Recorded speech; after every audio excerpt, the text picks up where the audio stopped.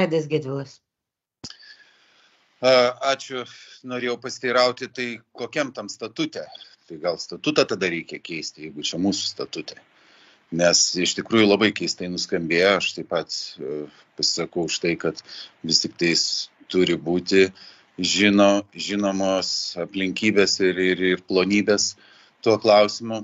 Bet aš norėjau paklausti, neaišku, kas tie nauji genomikos metodai, greičiausiai tai GMO, genetiškai modifikuoti organizmai, kaip suprantu. Šiaip plačioji visuomenė GMO priima su nepasitikėjimu. Tai koks vis dėlto tas GMO poveikis žmonių sveikatai, suprantu, verslui bus geriau, nes augalų veislės bus atsparesnės ligoms ir duos galimai didesnį derlių, bet ar nebus visą tai pasiekta aukojant žmonių sveikatą. Tai gal galit pakomentuoti? Sveiki. Dėkoju už klausimą, labai trumpai bandysiu atsakyti.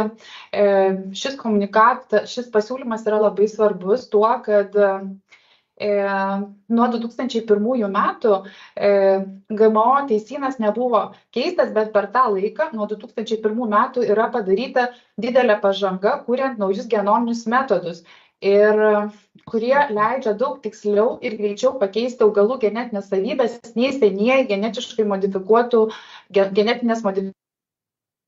Tai visiškai skiriasi nuo tų senų genetinės modifikacijos metodų. Ir kuo jie skiriasi, pasakysiu tokius pagrindinius aspektus. Todėl, kad atliekant genetinę modifikaciją su šiais naujais genominiais metodais nėra įvedama visiškai svetima DNR į augalą genomą. Taip. Tai augalai negali perduoti visiškai svetimos DNR kitiems augalams, o iš jų gauti produktai negali būti atskirti nuo kitų įprastais metodais gautų produktų. Ir tos mutacijos gali atsirasti netgi natūraliai gamtoje arba taikant įprastus selekcijos metodus. Tai tuo skiriasi nuo senųjų GMO metodų. Tai čia visiškai kitas skirtingas naudojimas. Tai toks skirtumas. Na, o jeigu bus vėliau pristatymas, tai šio pasiūlymo tai tikrai pateiksiu daugiau detalių ir atsakysiu klausimus. Ačiū. Taip, atsakant ir Ramintai ir Aidui, taip, mūsų komitete bus šito reglamento dar svarstymas, pozicijos svarstymas, tai tik vėliau, nes jis buvo išverstas tik praeitą savaitę, aš taip suprantu, mes nespėjom taip greitai įsitraukinėti į darbotvarkes. Tai taip, bus. Aidai, dar jūs keliat rankytę? Aš dar norėjau, kad patikslintume dėl to slaptumo, ar čia mūsų statutas, Seimo statutas. Tai turim keisti tada, tai ar tai atitinka mūsų demokratijos ir viešumo principus. Tai ką tikgi pagarsino patarėja dėl ko? Todėl, kad tai yra kitų valstybių taip pat pozicijos, sudėstamos tose pozicijose. Už tai mes kalbam apie tai, kad Seimo nariai gali žinoti, bet tai neturi būti viešai svarstoma. Viskas yra galima, tiesiog komiteto posėdis uždaras. Paaiškinkit, prašau, kieno čia tų kitų šalių reikalavimas. Europos Sąjungos kitų šalių. Europos Sąjungos aidai. Tą statutą turėti tokį, kokį mes jį šiandien turim. Yra toks įpareigojimas mums.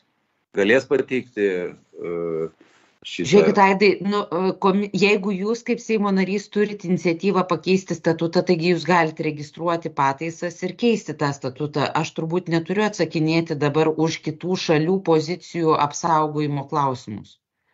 Jeigu yra noras, tai keičiam statutą ir viskas. Kaip Seimo nariai turim tokią iniciatyvą. Tai valion, tai suprantu, kad aš kaip Seimo narys susipažinęs su tam tikra medžiaga neturiu turėti leidimo darbui su slapta informacija. Reiškia, ta informacija nėra ant tiek įslaptinta, kad ją negalėčiau pasidalinti su savo rinkėjais. Tai turbūt perteklinė priemonė yra statute, aš taip galvoju, arba biuras galbūt. Aidai, bet ar mes čia diskutuojam dabar apie turinį? Aš nesuprantu apie statutą. Ar leisit pabaigti sakinį, ar galiu atsijungti?